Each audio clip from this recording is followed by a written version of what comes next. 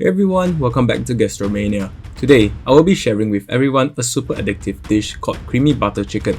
If you're a fan of chicken dishes, like sweet and savory stuff, then this dish is for you. Guaranteed to make children love it and adults like it. It also doesn't take up a lot of time to prepare, and the ingredients are quite common, making it easier for those of you who wants to prepare it at home. Without further ado, let's get right into this recipe. First, we will need some chicken thighs. I am using about 450 grams of it. It will be enough for about 4 people's dinner. Next, we have some curry leaves. This will add a different dimension to this dish without making it too spicy. Then, we have evaporated milk, which will make this dish much more creamy and fragrant. About 150 milliliters will be sufficient. Next, we have an optional item, bird's eye chili. You can omit it if you don't like spicy food. Then, we have a block of butter. About 50 grams of it will do. We will not be using all, as butter is much more fragrant and suitable for this dish. 1 egg that we'll be using for making the batter stick on the chicken later. First, let's look at how to prepare the chicken thighs. I will be removing the skin to reduce the time taken for cooking as well as to make it cook more evenly. After removing the chicken skin, we will cut it into about 1-inch cubes or bite-sized pieces. Chicken thighs are the preferred parts as they remain more tender during the cooking process. But if you are unable to find them, then chicken breast is also fine. After cutting them, place them into a mixing bowl. We will only need the egg whites to make the batter for the chicken. This is because the egg yolks are higher in fat content and will make the batter less crispy when frying later on. Then, add a dash of white pepper powder. This will give it some innate spiciness when it's fried. Next, we have about half teaspoon of salt. 1 tablespoon of soy sauce to add some umami into the chicken.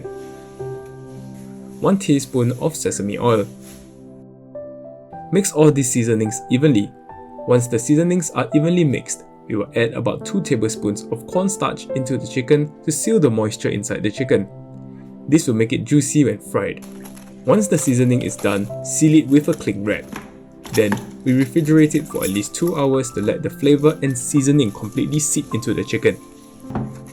About 30 minutes before frying, take out the chicken to let the temperature rise back to room temperature. Otherwise, it will lower the oil temperature too much when we fry it later on. For the batter, we will be using sweet potato flour as it has higher starch content and will make the chicken crispier later. Coat each piece of chicken in the sweet potato flour and make sure that you press it with some pressure so that the flour sticks onto the chicken pieces nicely. Coat every single piece evenly. For this amount of chicken, you will probably need about 120 grams of sweet potato flour.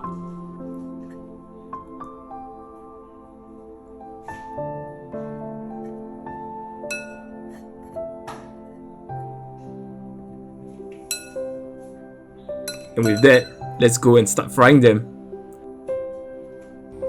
For the first fry, we will just have to heat up the oil to medium heat.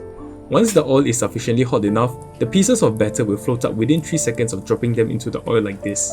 This means that it's hot enough and we can start adding our chicken into the oil and fry them. We will only fry half the batch to prevent overcrowding. Otherwise, the oil temperature will fall too fast and we will have some uneven cooking.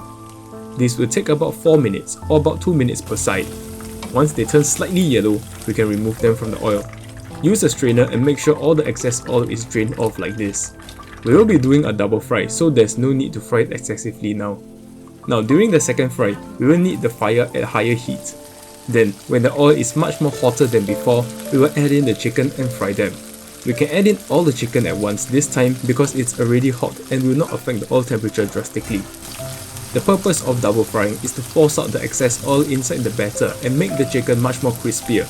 The double frying part will only take about 1 to 1.5 minutes for the skin to become golden brown like this. Once it has become this color, pick them up, drain off the excess oil and set it aside on some paper towels to remove the excess oils. Next, we prepare the creamy butter sauce. First, heat up the wok at around medium heat. Then, add in the butter and lower the heat down to low. The butter will char very easily, so it should never be at higher than medium heat. The butter should fully melt in about 30 seconds or so. Once the butter is fully melted, add in the curry leaves and bird eye chilies. Fry them until they get fragrant. They should take about 1 to 2 minutes. Once the fragrance has been released, we can add in the evaporated milk.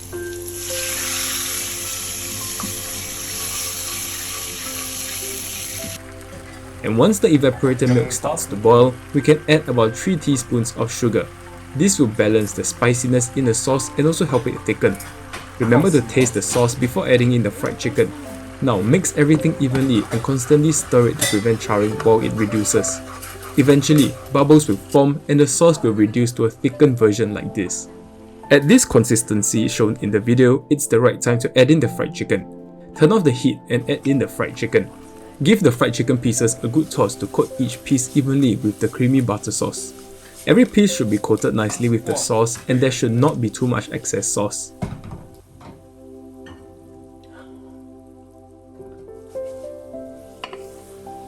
And our creamy butter chicken is completed. It looks super inviting and yummy, not to mention that it's really fragrant because of the combination of butter and curry leaves.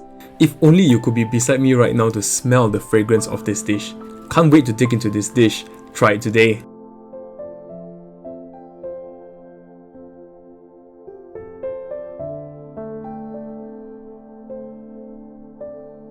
And we have come to the end of this episode.